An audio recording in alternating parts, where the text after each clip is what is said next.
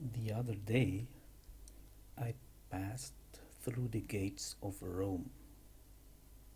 The gates of Rome I'm talking about are in the spirit of Hashem. Passing through the gates of Rome is the brief moment between being asleep and becoming awake. The gates of Rome is also the place where Mashiach hides between the beggars and the lepers. So I saw this beggar, and he was standing inside a crowd of beggars. He too begged for some food with his left hand. I could see that his right hand was missing. So was his left eye. I pitied and wanted to reach in my handbag to search for anything that I could give him. So I searched in my bag, and I remember thinking to myself, "Oi, I forgot to bring food. I should bring some food next time." That was the moment when the beggar grabbed my left arm with his remaining left hand. He pulled me kind of violently aside into something that appeared to be a cavern. It was dark. He stared for about 5 seconds poignantly with his right eye straight into my right eye, as if he was searching something. His eye was extremely bright, as if it were a burning fire. Then he whispered in my ear, "You say that next time you want to bring me something? I tell you, next time, maybe there is no next time." I believe I could hear some frustration, but I think that frustration must have been mine. And then he commanded me, "Tell them today about the fulfillment of the second commandment." He continued, "Tell them the second commandment is the most treacherous commandment. It is a trap, and you are trapped. You are all trapped." That is when I understood this must be Moshiach. Mashiach at the gates of Rome was unrecognizable. At this point, I must admit that while listening to Mashiach, that very moment, I even could not recall what the second commandment was. I wisely kept my mouth shut and kept listening. You know, Mashiach is about listening.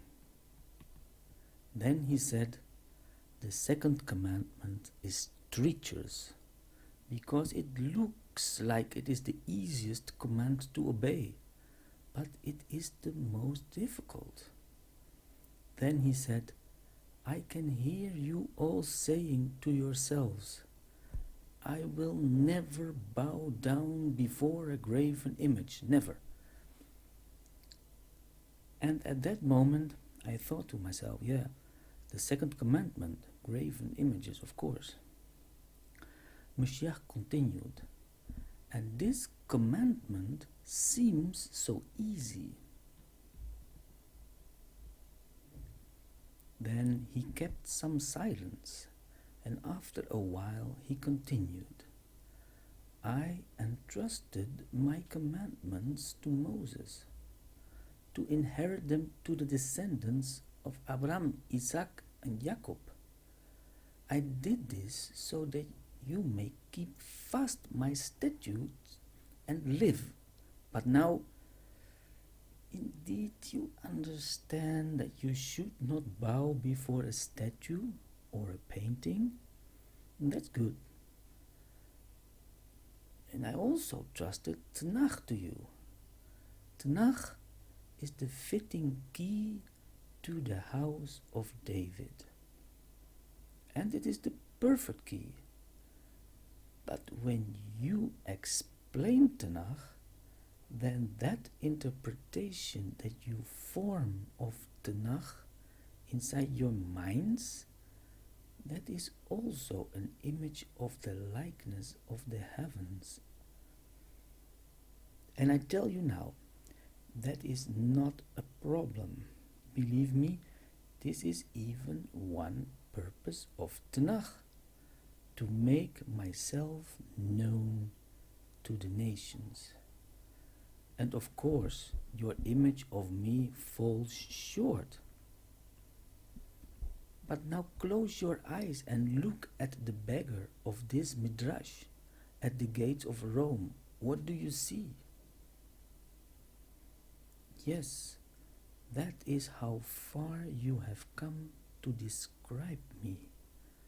That what you see is the present state of my coming, because you do not listen enough.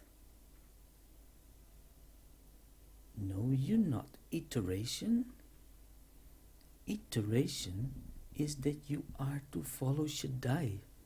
Did you know that when you love the image that you created from Tanakh, if you love that image too much, when you worship that image that you created, then you do not follow Shaddai. And in that, you are shattering the second commandment. And that is what will kill you. No, you must not shatter my commandments. You are to shatter some of your beloved graven images that you worship. Graven images that hinder my coming. Then you can continue and more correctly explain Mashiach from Tanakh. Yes, follow Shaddai like your fathers did in the desert, and if you get me right, I will come to you at the gates of Rome. Look, I am coming. Come, Messiah, come quickly. And then Israel a light unto the nations, till the end, just as I promised from the beginning.